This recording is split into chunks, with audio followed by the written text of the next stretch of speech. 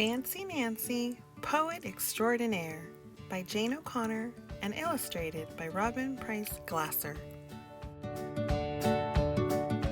Bonjour, everybody! I think poetry is sensational. That's fancy for really, really terrific. Even the word poetry sounds so beautiful and fancy to me. Every day, my teacher, Miss Class, reads our class a poem. My favorites are the funny ones.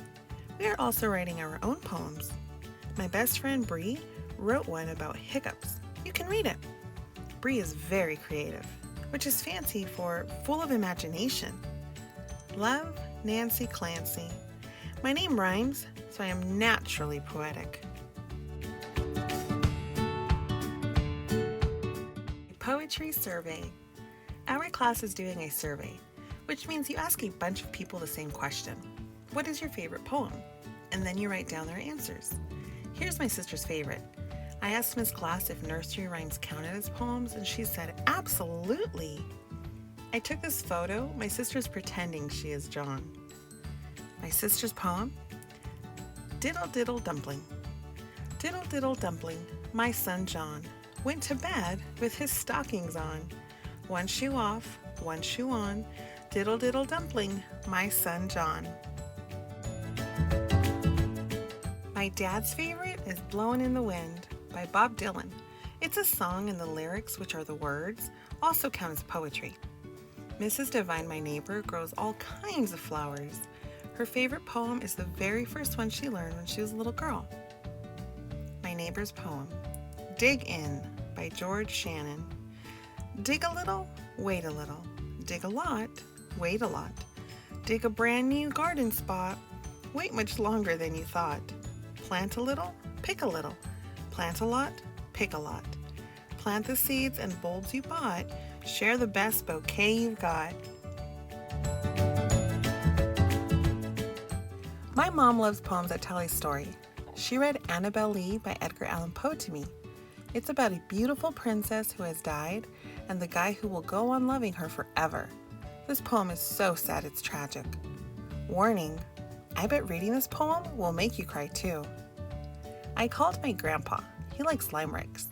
They are funny poems that always have 5 lines that rhyme. This is the one I liked best.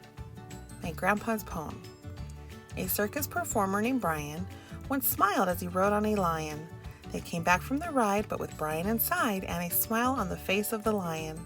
Anonymous. Anonymous means nobody knows who wrote this.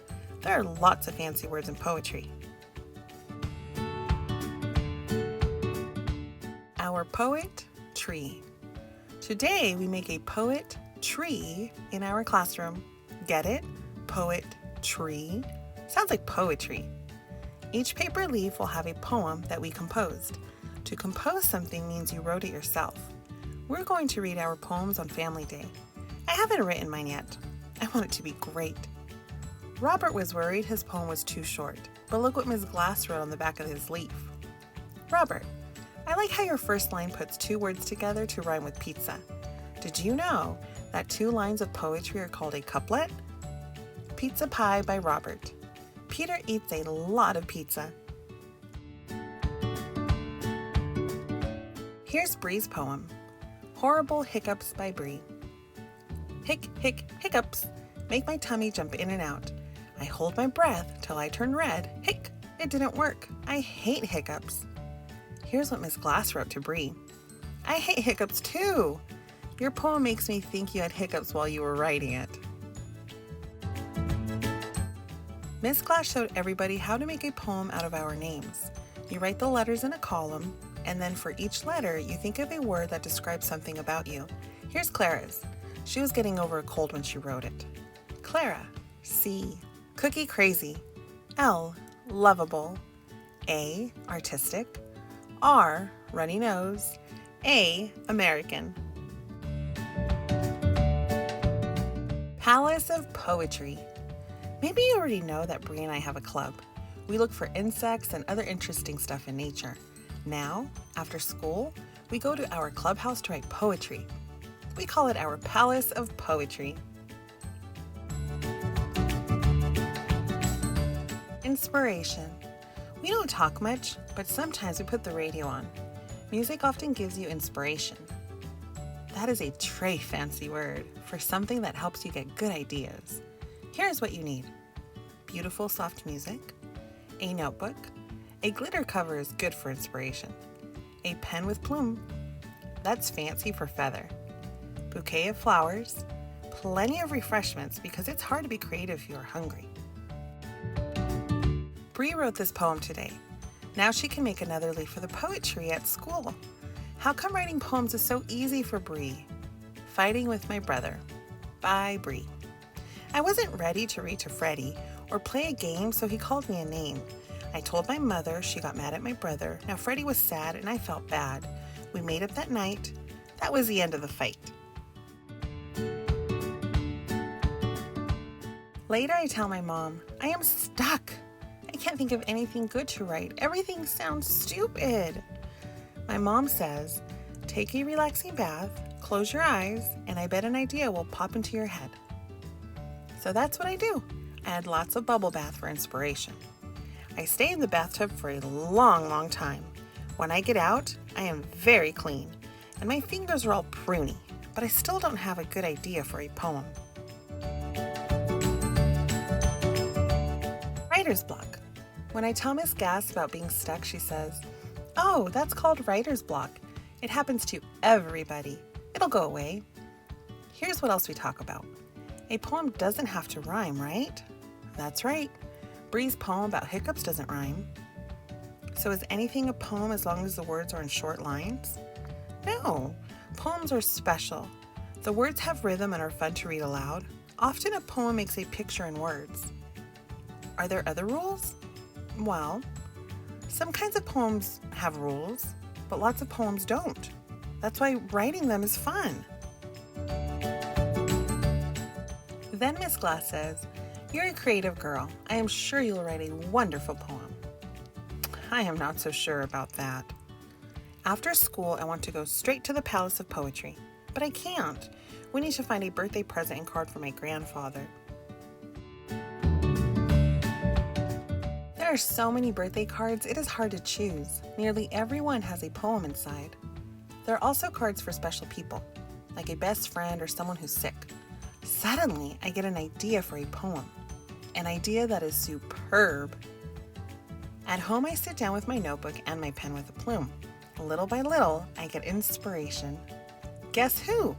By Nancy M. Clancy. Her earrings dingle-dangle. Her hair is never in a tangle. Who can it be? It's Miss Glass. If I have any troubles, they pop like bubbles when I go talk to Miss Glass. I think I am a lucky girl. I have the best teacher in the world. You know who it is? It's Miss Glass. On family day, I read my poem. I read with a lot of emotion. That's fancy for feelings. Later, Miss Glass whispers, I am so flattered. What you wrote, Nancy, is called an ode. That's a poem that says what is special about someone. An ode? How fancy. Anytime I find a poem I love, I put it in this book I'm making. Favorite Poems of Nancy M. Clancy. I actually don't have a middle name, but I like to add M because it looks fancy. In the Motel by X.J. Kennedy. Bouncing on the beds, my brother Bob and I cracked heads. People next door heard the crack, whammed on the wall, so we whammed right back. Dad's razor caused an overload, and wow, did the TV set explode. Someone's car backed fast and tinkle, and our windshield was a wrinkle. 8 more days on the road? Hooray! What a bang-up holiday! I think this poem is so funny. I stayed at the City Squire Motel once with my family, but we didn't wreck our room. 5 Little Pumpkins by Anonymous. 5 little pumpkins sitting on a gate. The first one said, oh my, it's getting late. The second one said, but we don't care. The third one said, I see witches in the air. The fourth one said, let's run and run and run. The fifth one said, get ready for some fun. Then whoosh went the wind, and out went the lights, and 5 little pumpkins rolled out of sight. Picking Berries by Douglas Florian. Picking berries is very fun. Very berry, merry fun. Extraordinary fun. Cherry, cherry, berry fun. This is a tongue twister. Read it aloud. You'll see what I mean. First Snow by Marie Louise Allen. Snow makes whiteness where it falls. The bushes look like popcorn balls, and places where I always play look like somewhere else today. Pollywog School by Arnold LaBelle. Underneath the lily pads where the mud is cool, many little pollywogs swim their way to school. We go to class each day, said one, and all we do is wiggle. We do not read, we do not write, we only squirm and giggle. Pollywogs turn into frogs. That rhymes! Soon as Fred Gets Out of Bed by Jack Prelutsky. As soon as Fred gets out of bed, his underwear goes on his head. His mother laughs, "Don't put it there, a head's no place for underwear." But near his ears, above his brains, is where Fred's underwear remains. At night when Fred goes back to bed, he deftly plucks it off his head. His mother switches off the light and softly croons, "Good night, good night." And then for reasons no one knows, Fred's underwear goes on his toes. Miss Glass is right. Poems can be about anything, even underwear. I wish I had a poem about a tea party, because I have tea parties all the time with my doll, Maribel Lavinia Chandelier. As soon as I find one I really like, I'll add it to my collection. Did you know that a collection of poems is called an anthology? Isn't that about the fanciest word you've ever heard? Start an anthology of your own. It's fun!